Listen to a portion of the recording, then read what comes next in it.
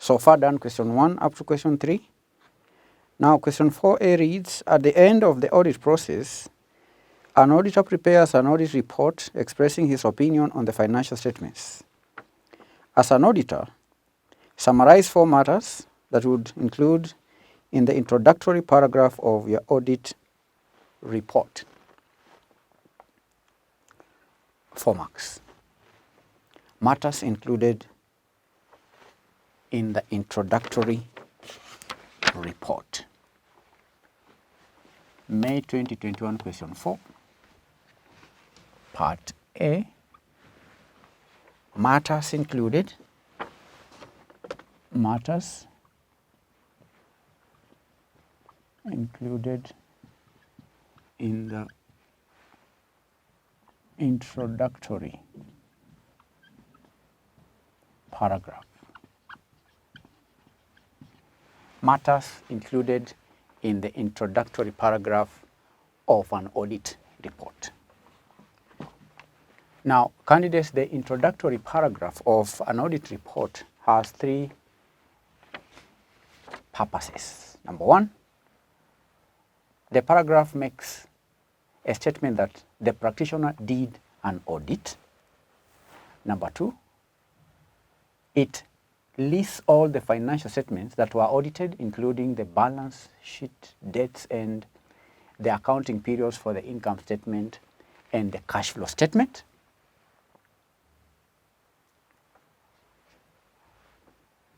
And thirdly, the introductory paragraph states that the statements are the responsibility of management and that the auditor's responsibility is to express an opinion on the statements based on the audit. 3 things. Now, what are the matters included in the introductory paragraph? Number 1 is the identification of the entity. Identification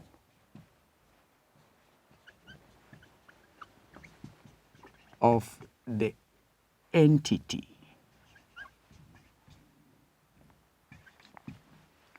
whose financial statements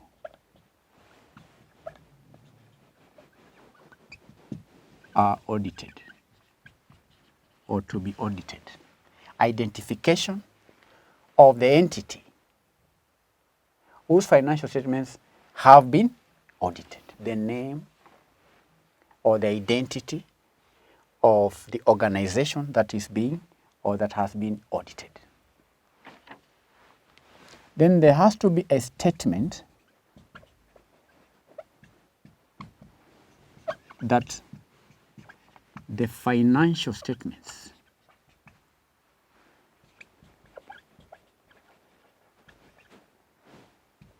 have been audited. This is a matter that has to be included in the introductory statement or paragraph, that the financial statements have been audited. Number 3 is the identification of each statement that has been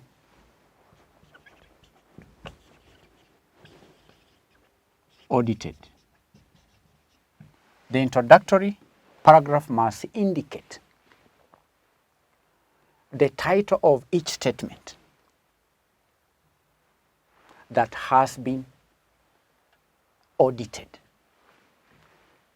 Identification of title of each statement that comprises the financial statements. Let me put it that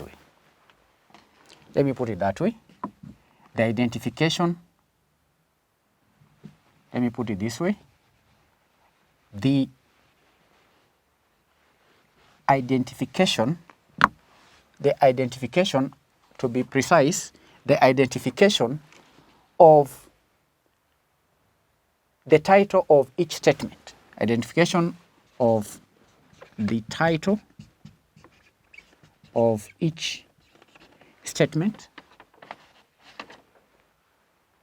that comprises identification of each statement that comprises the financial statements.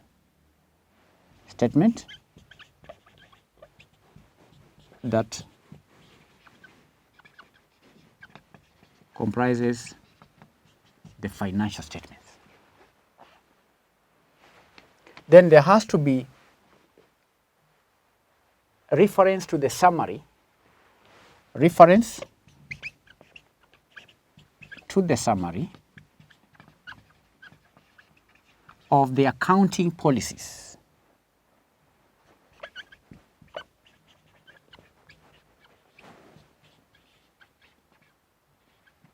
Reference to the summary of the significant accounting policies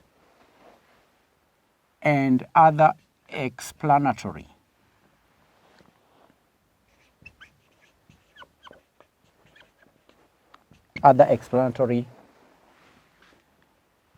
information. Reference to the significant summary or to the summary of significant accounting policies and other explanatory information. Specification of the dates. There has to be specification of the date or period. Specification of the date or period covered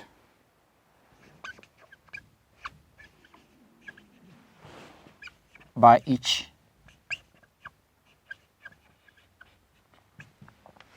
statement. Specification of the date or period covered by each statement comprising the financial statements. These are matters included in the introductory paragraph of an audit report. 1. Identification of the entity whose financial statements have been audited. 2. Statement that the financial statements have been audited. 3. Identification of the title of each statement that comprises the financial statements. 4. Reference to the summary of significant accounting policies and other explanatory information. Then lastly, specification of the date or period covered by each statement. How many marks? 4 marks. Any matter here will earn you 1 mark. Total, any 4 marks.